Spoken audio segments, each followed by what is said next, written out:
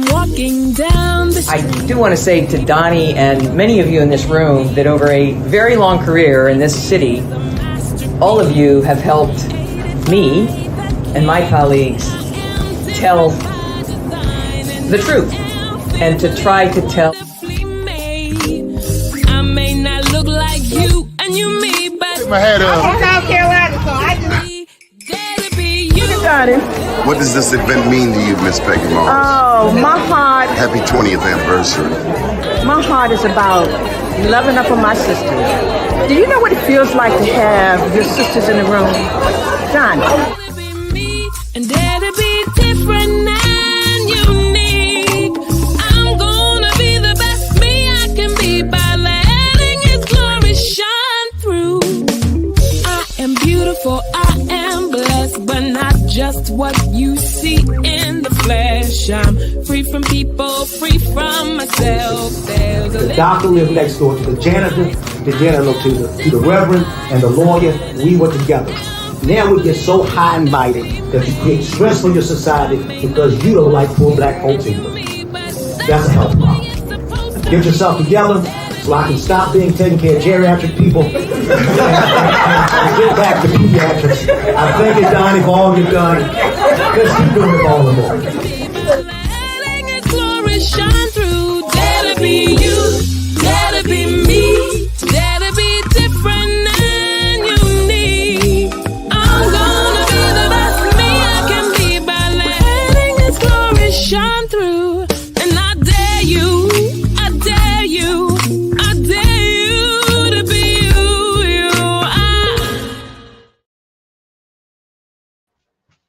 First name's Doni, last name's Glover. Entered to win it for the long haul, baby. It's a beautiful day in the neighborhood. Thank goodness. My goodness, did you see the rain? Did you see that rain last night? Thank you, Lord. I was talking with Cynthia Brooks this morning over at the B. Gaddy Family Center on Chester Street. And she said, thank God that she wasn't, thank God that she didn't have to sleep outside in that rain. You know, a lot of times we don't think about how fortunate we are. If you have access to this internet thing and, you know, you're blessed. You got lights, you're blessed. You got running water, you're blessed. You got clothes to wear, you're blessed. There are people, black people around the world,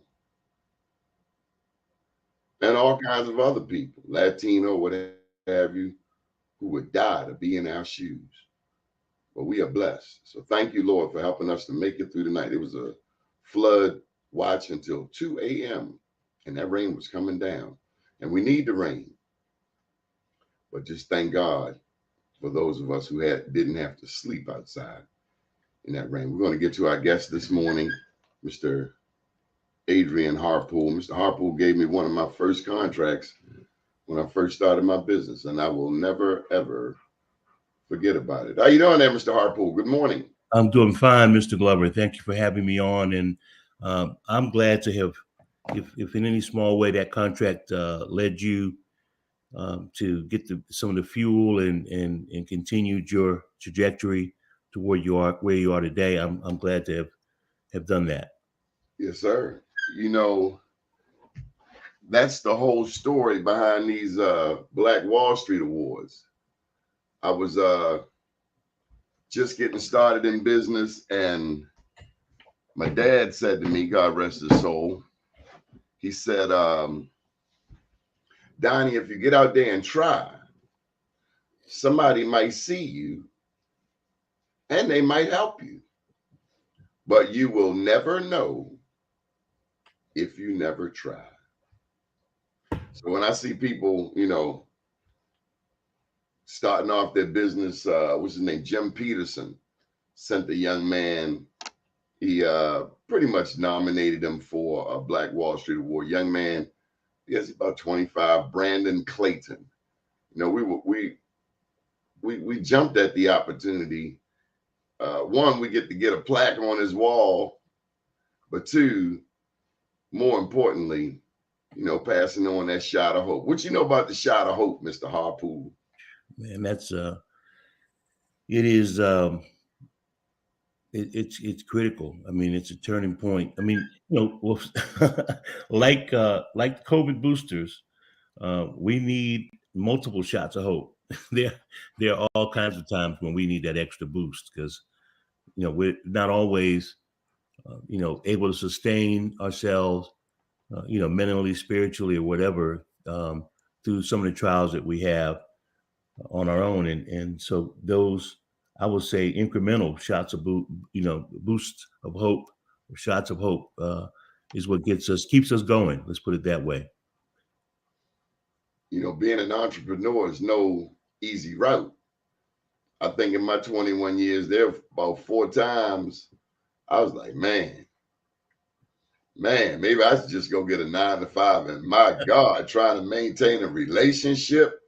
Woo! You can't relate to that, can you? I can clearly relate. Just yesterday, I was hosted an event with Governor Moore, and he gave a very inspirational talk. But in the course of his talk about his commitment to minority businesses and how he wants his administration to be accountable, he shared that he was creating a new position within his government as an ombudsman for the minority business program. So when people have problems and challenges in that environment and need somebody to intercede for them, to be an advocate, and to, in some kinds, negotiate settlements or outcomes for that. He mentioned that, and someone said to me immediately after, "Hey, that sounds like you. Sounds like a job you ought to get." And for a brief moment, I thought, I wonder what that pays. but I didn't allow that moment to last long. Where does that, first of all, I want to acknowledge your son there, Ian Harpool of Black Wall Street honoree, but more importantly, a fine young man. Indeed. Who I see from time to time in the community. I think I saw him on a scooter the last time I saw him, but getting it done. No, I know. Maybe I saw him come through the community, but maybe the last time I saw him was at the press conference we had that we covered at Billy Murphy's office. He had his gear with him, his recording gear. So shout out to your son, Ian. Good morning, Ian. But tell me about that entrepreneurial journey. How long have you been in business for yourself? I remember 21st Century Group. I remember you had the anti-smoking campaign. That was the first. That was a definite milestone. I mean, 2002, I think that might have been. Yeah, it was.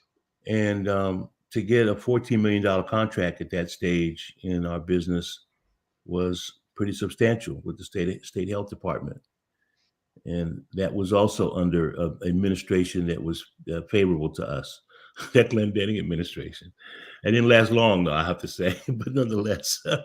But you employed people, and I'm proud to say you employed Black people. We hired 20 people to work on that on that contract, and we're fortunate to keep a number of them around after that. In fact, Willie Flowers, some of you all know, or you know for sure, who's prominent with NACP and now is at the Public Defender's Office, the State of Maryland Public Defender's Office.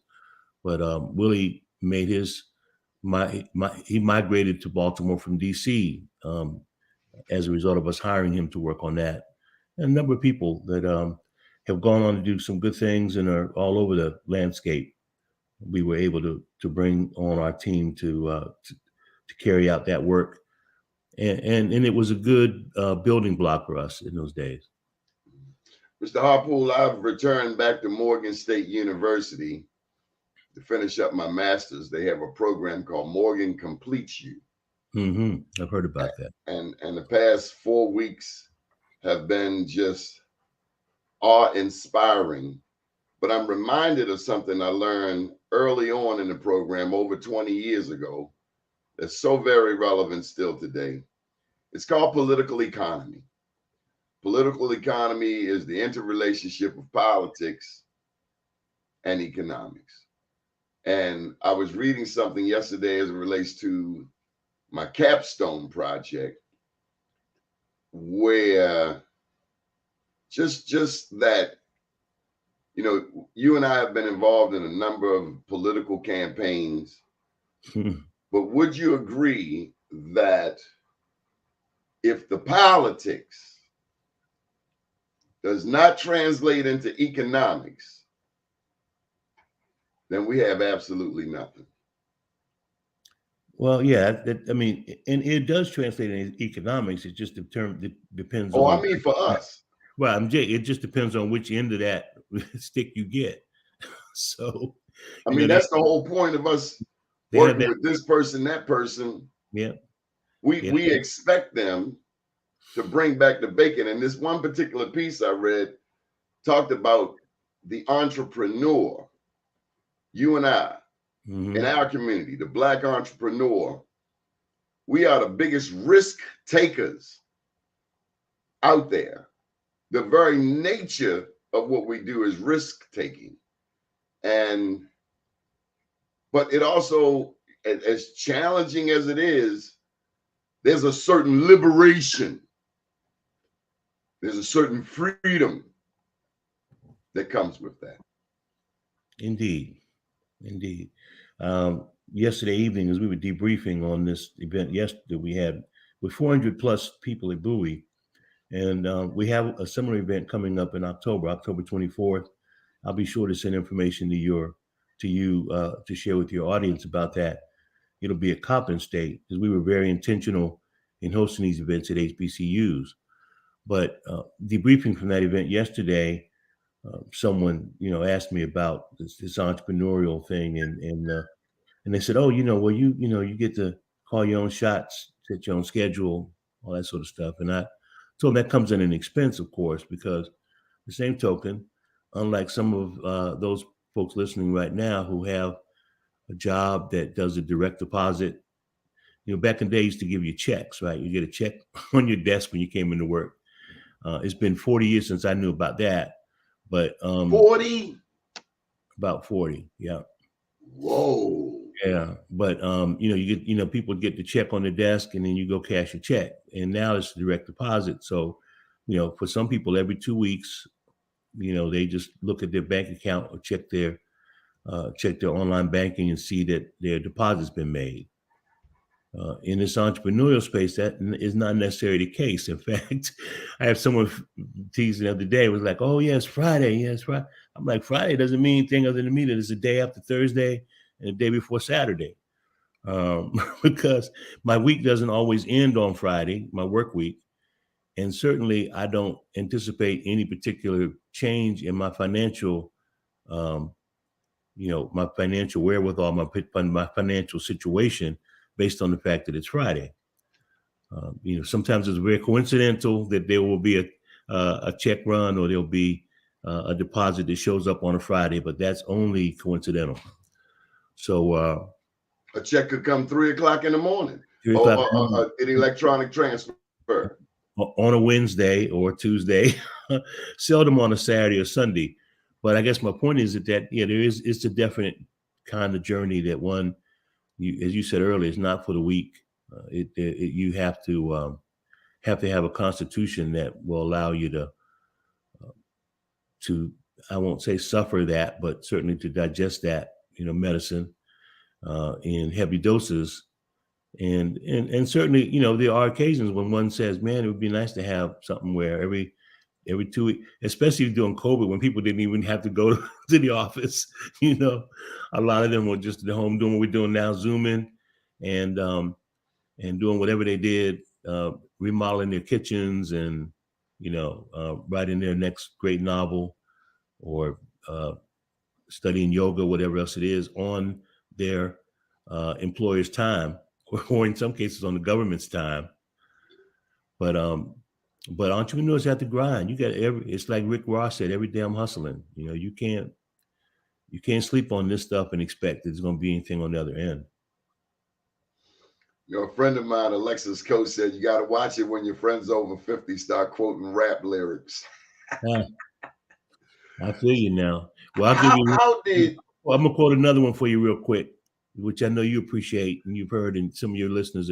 But they said everybody in your circle ain't in your corner.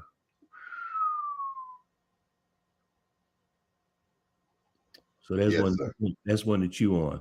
But you were mentioning politics, and I will make the point that as we look at this Supreme Court and recently what happened as a result of affirmative action, elections have consequences. And so we need to be mindful of that, because the people we elect, as you said earlier about people bringing home the bacon or doing any of that kind of stuff, you know, elections have consequences. So we have to be really mindful about the people we elect, because, you know, their orientation, their mindset, their background will say a lot about what they can deliver or will deliver. And also what's important is who supports them, where their resources come from. We know about a lot of campaigns where people are heavily supported by various sectors of the community or industries, you know, that will then rely heavily on them to come through with the promises that they made to get those contributions. And consequently, the question is, do those promises or do the deliverables in those cases, do they align with our needs? Do they align with, you know, with our philosophies, with our politics? And so we really need to define our own politics, and then we need to, you know, find candidates that reflect those politics, and we need to support them. And I would say not just supporting them as in going out to vote for them that day. That's so minuscule in the big scheme of things. It's tough enough. You know, you and I have worked on many getting people to register to vote thing, getting people out to vote. But that's like 1% of the big picture. Right.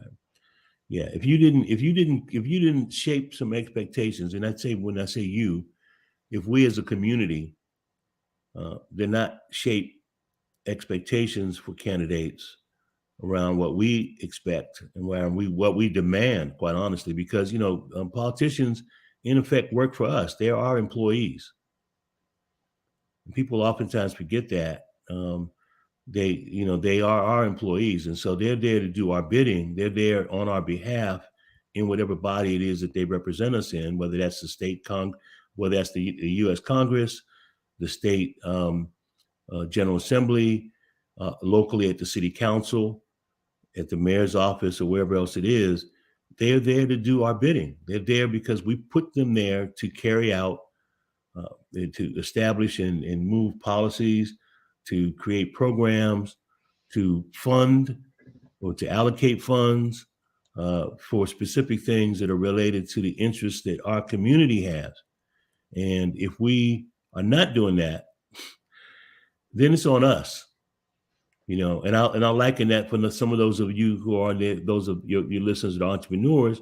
But, you know, basically, if you hire a staff person and give them no requirements, I don't tell you when to show up. We have legislators and people who don't show up to vote on bills, right?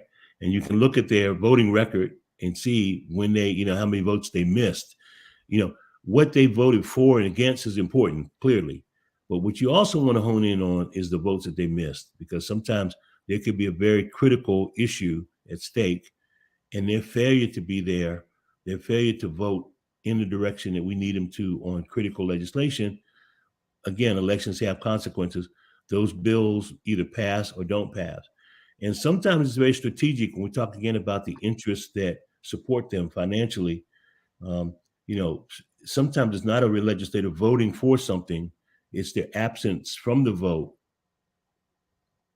that can have the impact that a particular funder or supporter has compelled them to do. So someone it'd be real convenient if you weren't there on Friday for the vote on whatever it is that impacts my business or my industry. And sometimes that's easier for a legislator to deliver than to show up for the vote and then vote for or against something that, again, may go afoul or not in alignment with their community's interests. So this voting stuff is this election stuff is real. It's real stuff. It's not, this ain't video games. This is it ain't Minecraft or what are some of those other games that they have that I don't really know about, but it's not one of those things. It's the real deal. And as a result of what, again, happens in those settings, in those council meetings, in those General Assembly meetings or committee meetings, in the mayor's office, in the governor's office, what happens there affects us immensely. Mr. Harpool, can you briefly take me back to the day you became an entrepreneur? That's probably 8 or 9, less than that, maybe, I suppose. Was it a paper route? I didn't do the paper route thing. I do at one point later on, I had one for a brief time with somebody. I shared one with somebody else, and I realized they weren't doing their share of the delivery, and so we weren't making money. So I stopped that partnership. I started out initially going door to door with my neighbors with something that was way ahead of its time. And I say that because, when people laughed when I came to them, and then a couple of people, a couple of them humored me and gave me some little small token just for showing my guts, right? But what I was selling was what I called pet insurance. And so I had neighbors in my neighborhood who had dogs and had cats.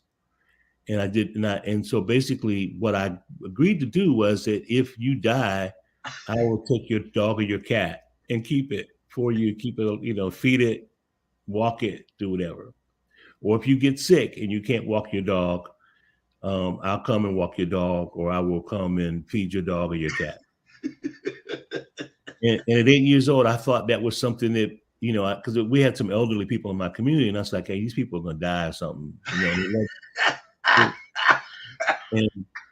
And they love Fido to death. They really love, Frisky or whatever the cat's name is. And I think that they probably want to know what would happen if if something happens to them.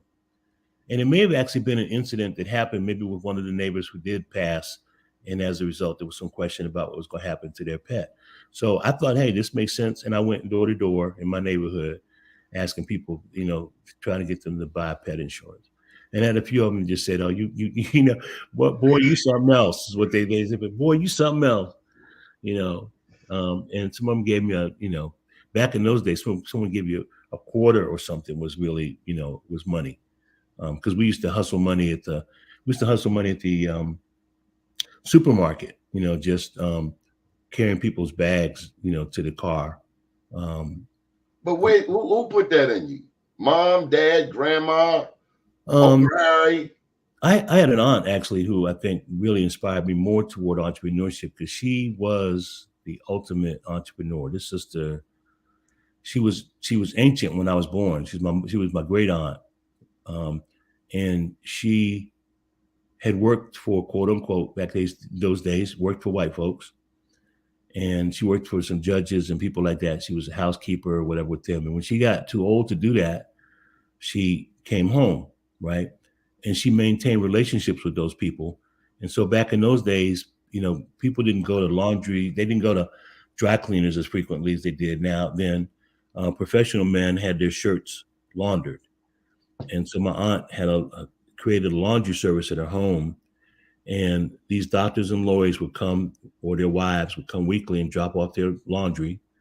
Mainly just shirts, wasn't their underwear and stuff, but they would, would bring their husband's shirts or their shirts, and she would wash them and she would iron them, wash and starch. And that was a big thing. The starch was the important element. Starch them, and then she would press them and fold them very, meticulously, and have them waiting for them when they came to pick them up several days later.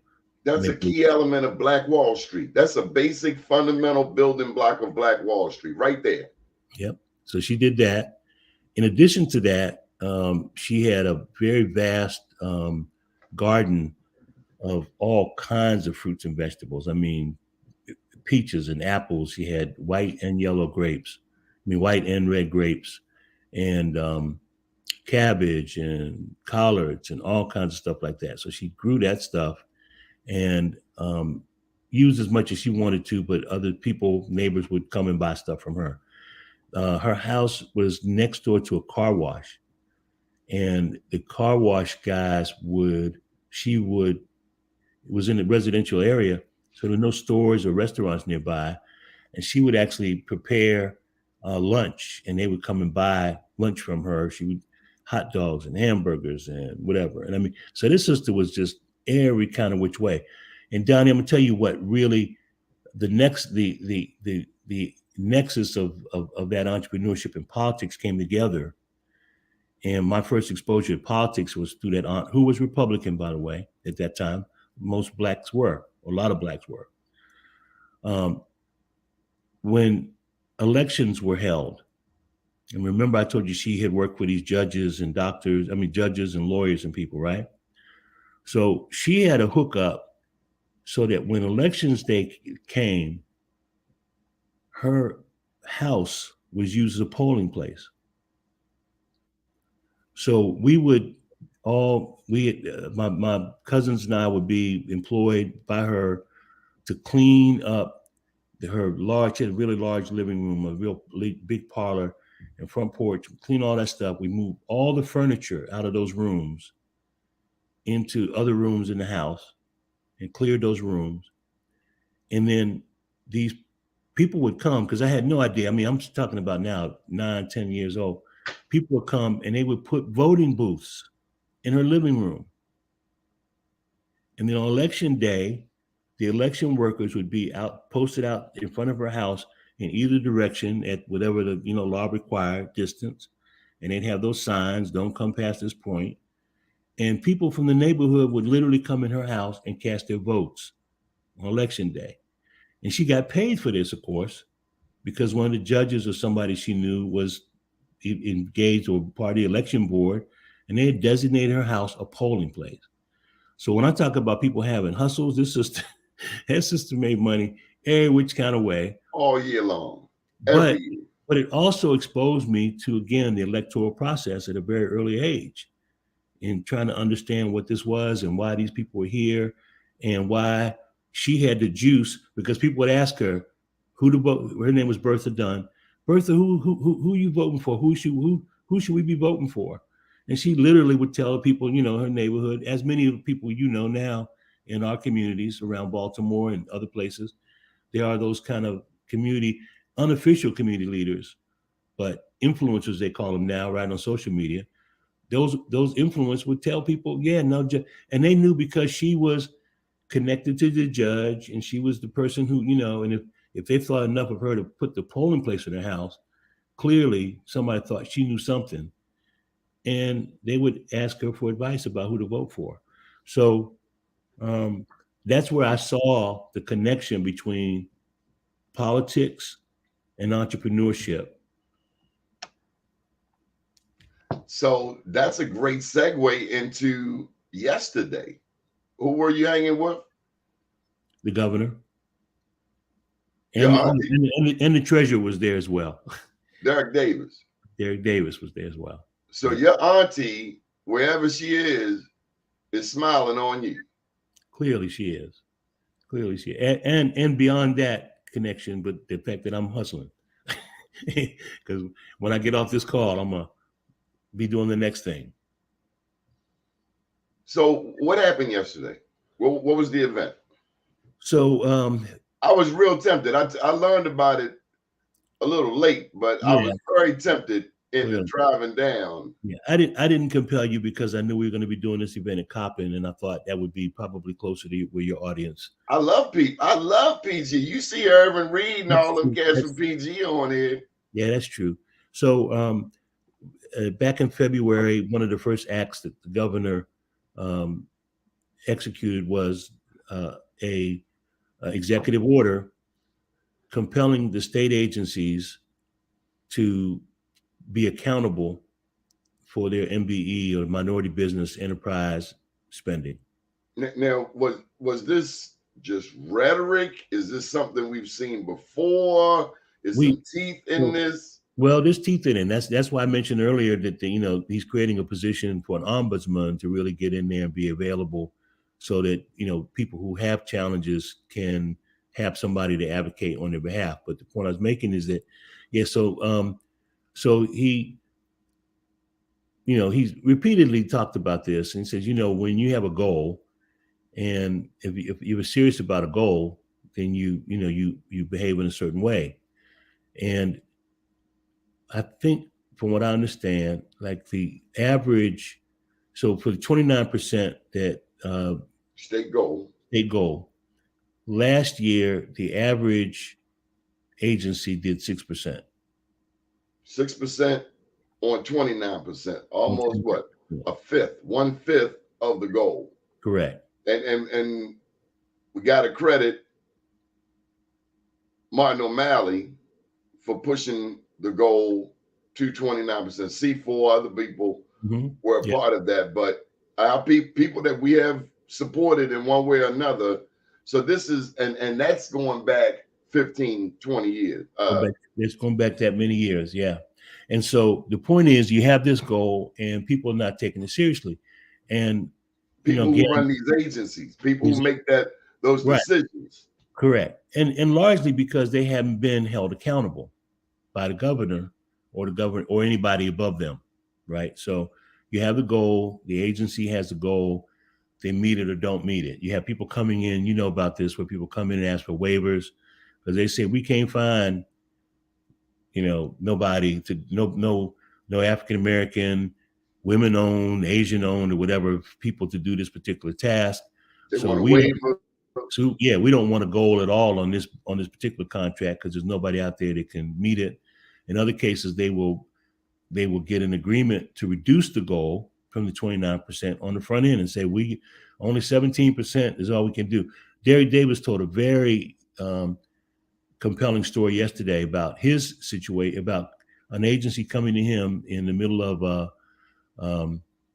the public works meeting, and they brought this particular contract in, and it was supposed to be, the 29% goal.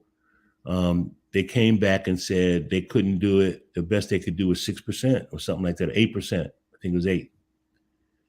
And, he said the meeting was going forward, and he decided to stop it. He says, no, no, they can't.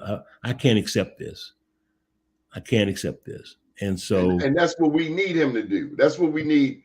The treasurer, the governor. Who's the other one? The other one's the comptroller. The comptroller, Learman. We need them to regularly go back to the drawing board. Reject those things. Go back to the drawing board and come back to me when you can meet your initial goal. He said that, so he said whoever that contractor was determined at that point, okay, looks like they're not playing. Right, they're not playing. You gave them 2 weeks to come back in 2 weeks in the next meeting, and otherwise this thing's gonna go. Otherwise, I'm gonna have this put back out to bid again, right? Because this is the company that had already gotten the contract, had already won the contract, but they were coming in with this minimal minority participation. Faking. So he said 2 weeks later they came back at 25%. Damn Skippy. You have not because you asked not. He said they came back with a 29% MBE goal. And he said, because he said, I want a minimum of 20%. They came back with 25. And he said, so why couldn't you have done that the first time? Now, 25 still ain't 29. Well, it's a hell of a lot better than 6. Right. And so that's really, that kind of underscores the tone of the event that we had yesterday. The governor had the heads of, so we had 40 departments participate in this event with an opportunity for them to meet directly with minority contractors and or people who were just getting started and wanted to understand what this whole thing was about. So we had 40 departments represented. We had 7 of the department secretaries there who wanted, again, to demonstrate their seriousness and be held accountable. So that's really what this event was about. We did a number of other things. The very dynamic aspect and presentation of this, which will be even expanded for Coppin, was around using AI in preparing bids for government contracts. So there's a brother named Julius Weems, who's a consultant and has been involved working with major Fortune 500 companies around AI. And one of the things that we talked about in that setting, and it's almost embarrassing the number of people who opted out of that particular workshop to do something else because they were intimidated, maybe? Intimidated. That was it. Are you afraid of AI? And some people say, oh, that's white people stuff, or that's what. And the reality of it is that man, AI, you kidding me? You kidding me? Well, one of the things he brought up, and it was an illustration he used, which was really very effective. He said, he asked people to raise their hands. How many of you have said when you were young that you'd never get in the car with a stranger? Right. Now, Baltimore's we may be a little bit different because we all know about hacks, right? So people will be just, right, whoever will stop and get me. But anyway, he said, a lot of people raised their hands. And he said, so how many of you have an Uber app? Whole room. And so he said, so you changed your mind about that. At some junction. And that's all the AI does. That's one of the integrations of AI. We use AI on a lot of different things. We are GPS, all those kinds. So we already use it. Oh, how about this? They already using AI on us. Right. Well, of course. And that's the point. So the point is, if we don't embrace this and we don't leverage the power of this stuff, we're going to be left behind. It's going to be like, still having a landline phone when everybody else has got cell phones. And this is not just Black people. This is all people. All people. But they very deliberately, this event, and this was not minority as in, we didn't have, and I have some really very good and close Latino friends and business partners, actually. And one of them is a little pissed off at me right now. We did not invite Latino businesses. We did not invite Asian businesses. We did not invite women businesses that were not African-American owned. This was about Black business. We salute you, Mr. Harpool, unapologetically so, sir. We always accommodating somebody else. My ancestors broke their necks. Right. Broke their necks, busted their butts. We always looking out for somebody else. Charity starts at home. As a matter of fact, do they invite us to their stuff? There's a Latino business conference coming up next week, and you asked me if anybody sent you a notice about that to promote. Probably not. So that is very intentional, and the governor spoke to that. And one of the things, and I guess in full disclosure, because there may be people here who would know about this and others who wouldn't, and I know that you're aware. I took time off on my business over a year ago, to work on the governor's campaign as a consultant. And I ain't drink no Kool-Aid, so and all that. But and I didn't come quickly. It took me 5 months to decide to work with him, with a number of people trying to influence my decision. But I did, and I'm glad that I did. But one of the things that allowed me to do that, or enabled me to do that, was I requested a one-on-one meeting with him prior to making a decision, because I didn't feel like I really knew him well enough to commit myself, or my brand, if you will, to his campaign. And in that conversation, I asked him, I said, are you willing to run on the platform of being Maryland's first Black governor?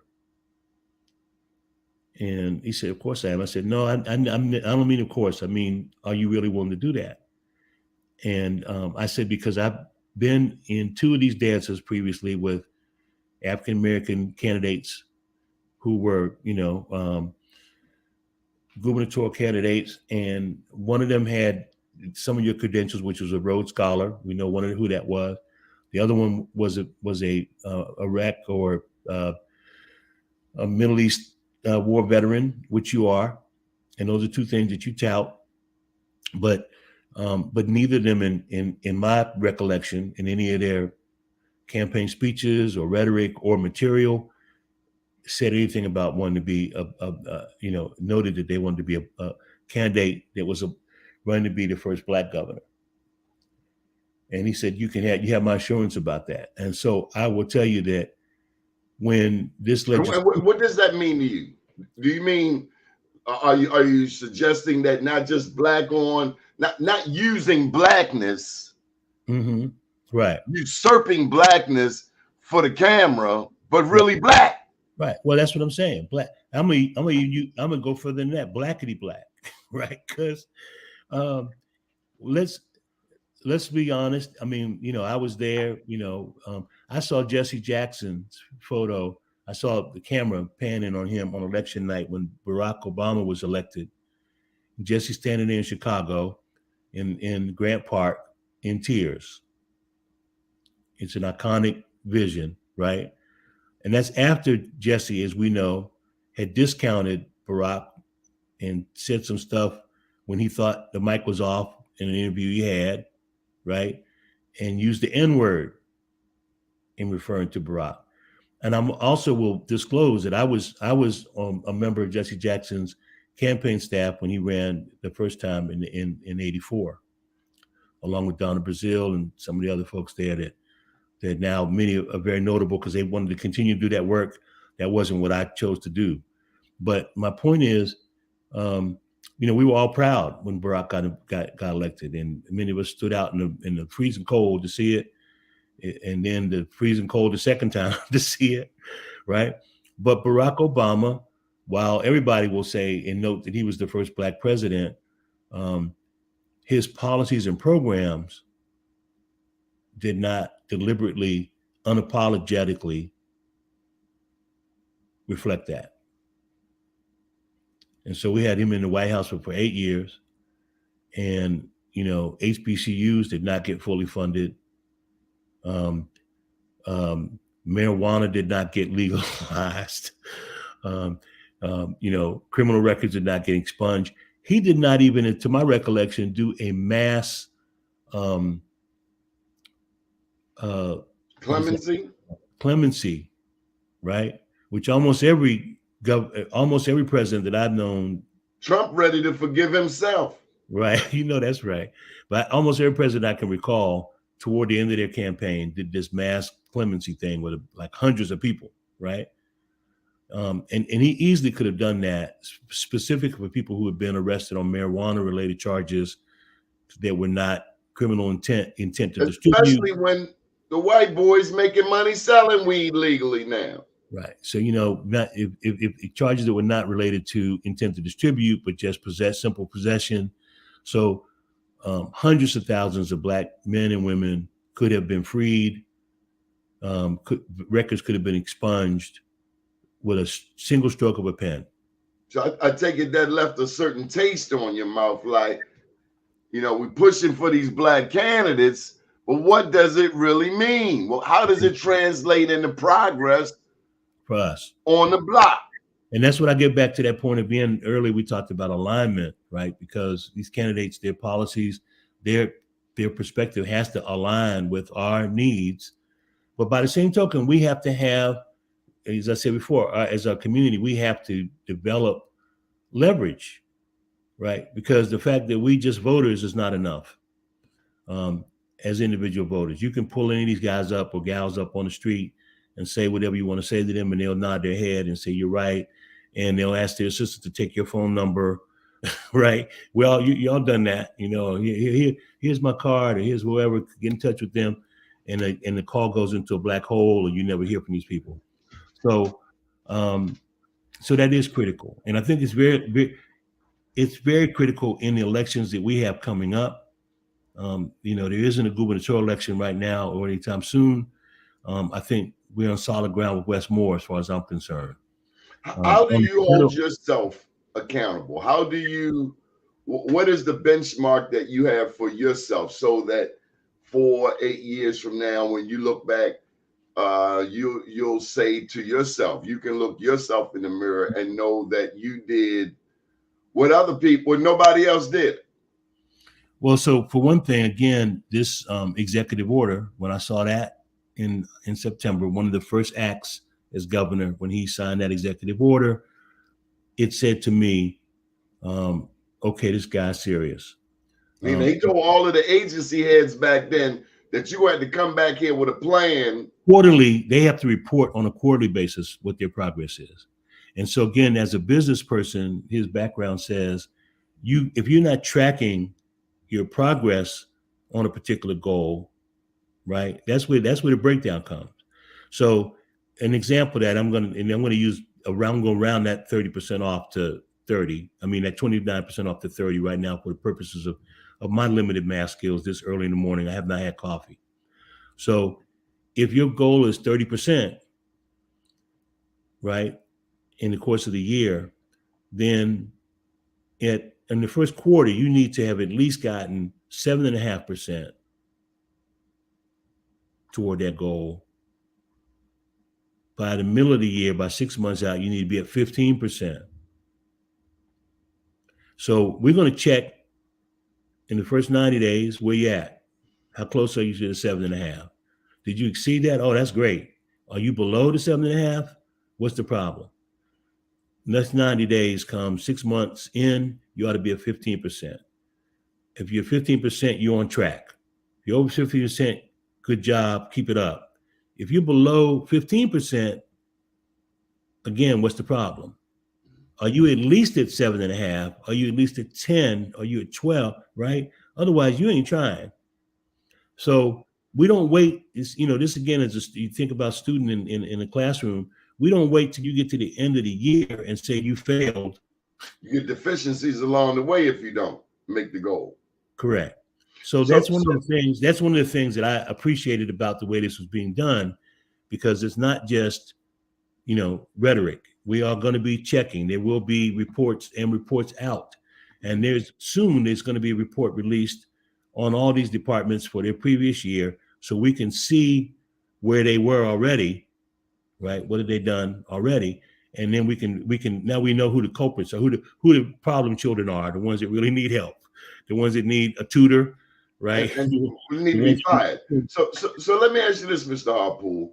Mm-hmm. For those out there who don't understand the significance of minority business enterprise certification, what about the bigger picture? As you know, not every Black person is certified, wants to be certified, or have ever been certified. What else can this first Black governor do to spur a spirit of Black Wall Street here in the state of Maryland? So some of that, I know the work is being done. And again, I'm not working in his administration, so I'm not going to. What would you like to see? Well, what you would recommend, advise? One is less complicated process for even starting a business and getting a business legally registered. 2, there could be some tax incentives for people, because the notion that if I have a side, if I have a job now and then I take on this side hustle that creates a new business that could potentially create a job for someone else, I shouldn't be in fear of being penalized for that economically or from a tax perspective. The other is and I'm going to have this conversation with the brother, to be honest with you, but when George Floyd was killed, and I'm going to say it like that, now he died, he was killed. We all saw it. When George Floyd was killed, there were a myriad of major corporations around the country. Chief among them were banks and others who made these really lofty pledges of what they're going to do. They created these diversity departments and all this kind of stuff. DNI, is where we learned, but also commitments to make loans for home ownership, for businesses, so on and so forth. No one is held in the task around that.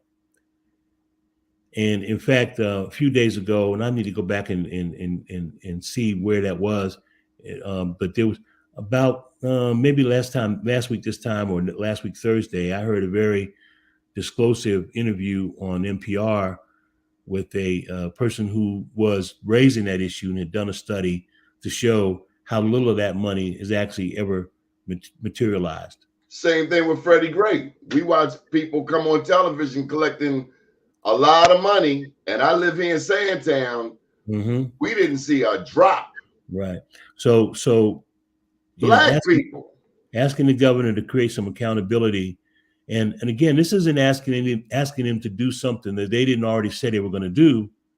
It's a question of saying, XYZ bank, XYZ company, will you be accountable, right? Because the commitments that you made have the potential of raising the economic state in our community and in our state. One of the things he brought up yesterday, and again, this was not supposed to be a show to, promote West Moore, because trust me, he's got his own vehicle to do that, and he asked me to do that. He did ask.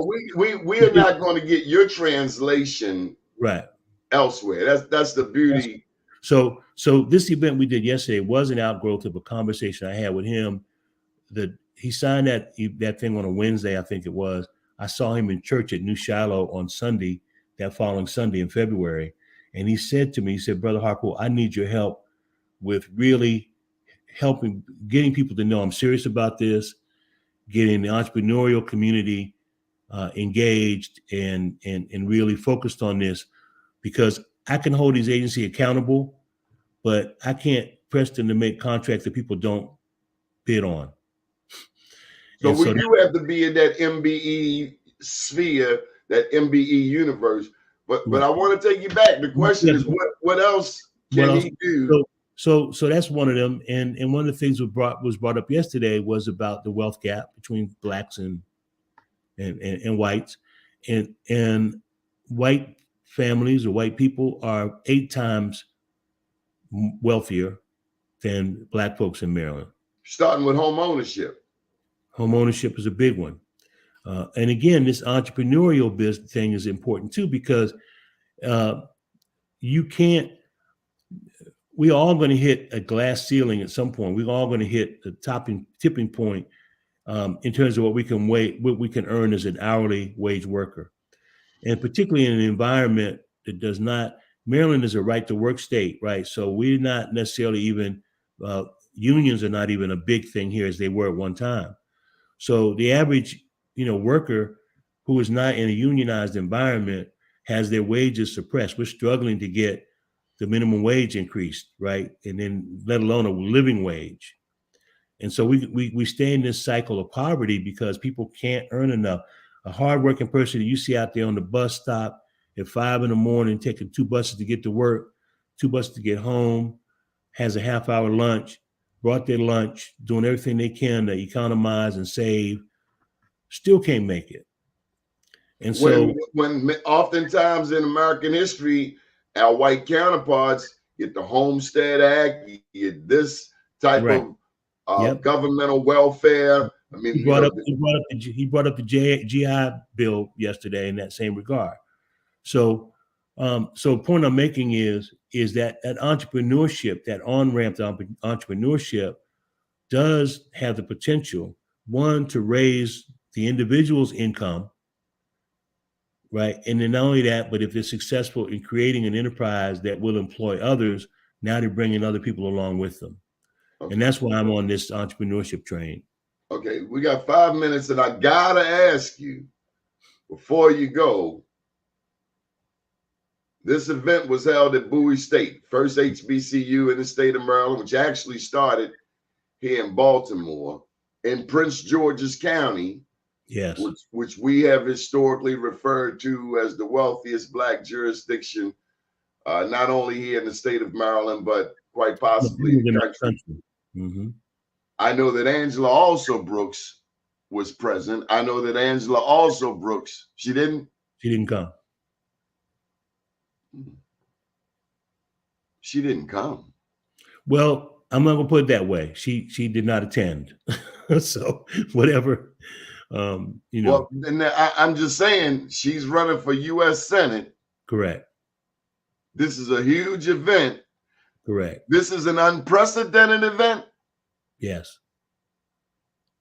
So now I'm questioning if this young lady understands the significance of MBE / black business to the black agenda of the 30% of the people in the state of Maryland who, along with Baltimore, greater Baltimore, can sway any election. Now I'm concerned. Now I'm seriously concerned. This is in her county? I'm not aware of what other obligations she may have had for yesterday morning. So I'm seriously concerned because this is something you noted, that this governor is looking for ways not to be the norm. Because you know, and I know, we don't have to say names, there have been blacks in statewide position who said, I'm not black. That wasn't the case with Governor Moore. But we have heard people in the past say, I'm not black. Like that Tiger Woods thing, I'm Eurasian, black Asian, or whatever. Now I'm concerned, Mr. Harpool. I'm seriously concerned. There is a U.S. Senate race May 14th. I am perplexed.